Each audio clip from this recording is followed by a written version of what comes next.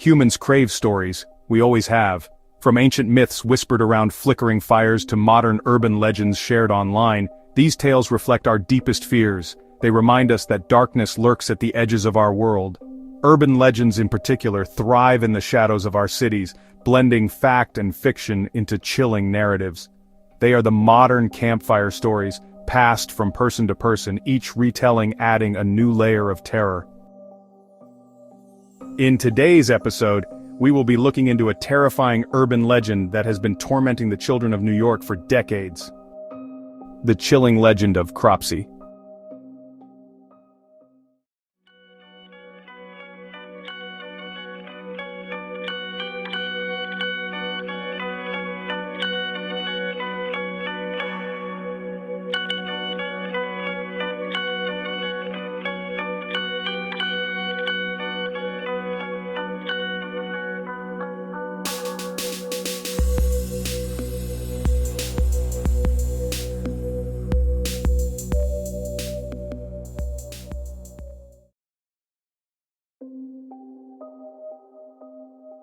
One terrifying legend haunts the forgotten corners of Staten Island, New York. They call him Cropsey, a name that sends shivers down the spines of those who say it, and in equal measure to those who hear it. A hulking figure with a hook for a hand, Cropsey is said to stalk the abandoned halls of the Willowbrook Mental Institution. The very sight of the institution, with its crumbling walls and eerie silence, adds to the terror. Legend claims he preys on children, snatching them away to a gruesome fate. The mere mention of his name is enough to make children cling to their parents in fear. Some say he drags them into the tunnels beneath the institution, their screams swallowed by the darkness. These tunnels, long forgotten and rarely explored, are said to be his lair. Others whisper of a rusty hook, stained with blood, the only trace of his victims. This hook, often found in the most unexpected places, serves as a grim reminder of his presence. The legend of Cropsey spread like wildfire through Staten Island's neighborhoods, whispered in hushed tones at playgrounds and sleepovers. Parents would use the tale to warn their children, hoping to keep them safe. It became a cautionary tale, a way to keep children in line. The fear of Cropsey was enough to make even the bravest child think twice before wandering off alone. Stay out too late, the story went, and Cropsey will get you. This chilling warning echoed through the streets, ensuring that the legend of Cropsey would never be forgotten. Staten Island, with its overgrown forests and abandoned buildings, provided the perfect backdrop for the Cropsey legend. The island's history is steeped in tales of shipwrecks, pirates, and forgotten institutions, each adding fuel to the fire. The most infamous of these was the Willowbrook State School, a sprawling complex that housed thousands of people with intellectual disabilities. Willowbrook was shrouded in controversy, plagued by allegations of abuse and neglect. Stories emerged of inhumane conditions, medical experiments, and unexplained disappearances.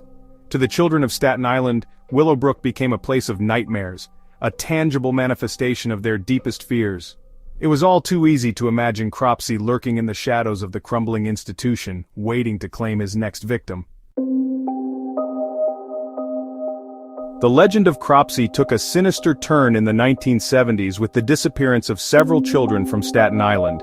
These disappearances were not just isolated incidents, they created a wave of fear and paranoia that swept through the community, altering the fabric of daily life.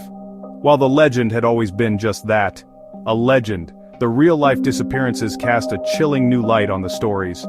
The once dismissed tales of Cropsey now seemed to carry a sinister truth as parents kept their children closer and the streets emptied earlier each evening. There was a real Cropsey, and his name was Andre Rand. Andre Rand was born sometime in the 1940s. By the year 1983, Andre worked as a custodian at the Willowbrook State School of Staten Island. That year, he took out a school bus with 11 kids in it without authorization from the school and drove the bus to New Jersey's Newark Liberty International Airport. While his kidnapping attempt came to nothing, it was not clear why he did it. He was given a 10-month sentence, and the kids were rescued. Rand was never a trustworthy person to the parents of the area. Parents would see Rand randomly hanging out with the kids, although he was much older than them. He would try to befriend them, go on walks with them, and even take them to the local diner for a bite. Now all this might seem good-natured, but his intentions were never clear. and he creeped the parents and children out to a great extent. Apart from his random kidnapping of a busload of school children, he would also often be the last person to be seen with missing children. However, no one could ever prove that he played a part in the kidnapping or disappearance of the kids. Many people would accuse him of kidnapping and even killing children, but there would be no proof. It was only in the year 1987 that things would change in Staten Island. That year, 12-year-old Jennifer Schweiger would disappear. In 1988, Andre was taken into custody for kidnapping and first-degree murder of the child. It was the first disappearance with which Rand was legally tied. However, it was not the last one. In the same year, he would be accused of the disappearance of kids like Alice Pereira, Holly Ann Hughes, Tia Hees Jackson, and Hank Gafforio. However, he would only be charged with the kidnapping of Holly Ann Hughes. The interesting and terrifying fact about these charges is that while the jury was able to find out that it was Rand who kidnapped the children, it could never prove that he murdered them. So, absent a murder conviction, he was convicted of kidnapping on both counts. His sentence, however, reflected the extreme nature of his crimes, which would put him behind bars till 2037. He would only come out of prison if he lives to his 90s. The case of Andre Rand blurred the lines between the legend of Cropsey and reality. It was a story that seemed to leap straight out of a horror movie, yet it was all too real for the residents of Staten Island. Was Rand the real-life inspiration for the Boogeyman, or was he simply a convenient scapegoat? The community was divided, with some convinced of his guilt and others questioning the evidence. The truth, like so many urban legends, remains elusive. The lines between fact and fiction are often blurred, making it difficult to discern reality from myth. The legend of Cropsey serves as a chilling reminder of the power of fear and the darkness that can lurk in the shadows of even the most familiar places. It is a tale that has been passed down through generations, each retelling adding new layers of mystery and dread. Even today, long after Rand's arrest, the legend of Cropsey continues to haunt Staten Island. The fear it instills is palpable, a ghostly presence that lingers in the minds of those who remember the terror of those days. It is a story whispered in hushed tones, a reminder that some mysteries are never truly solved. Around campfires and in quiet conversations, the tale of Cropsey is kept alive, a testament to the enduring power of urban legends. The abandoned buildings and overgrown forests of Staten Island stand as silent witnesses to the enduring power of this urban legend, each structure and shadow a piece of the puzzle that may never be fully understood. A testament to our fascination with the macabre and our primal fear of the unknown. The story of Cropsey is more than just a legend.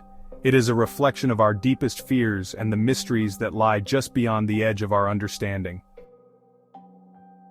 This concludes today's episode of the Paranormal Report. If you enjoyed today's episode, please give us a thumbs up, and consider subscribing to our channel. It is due to your continued viewership and support that we are able to bring you interesting and informative videos like this. The team here at the Paranormal Report really appreciates your support.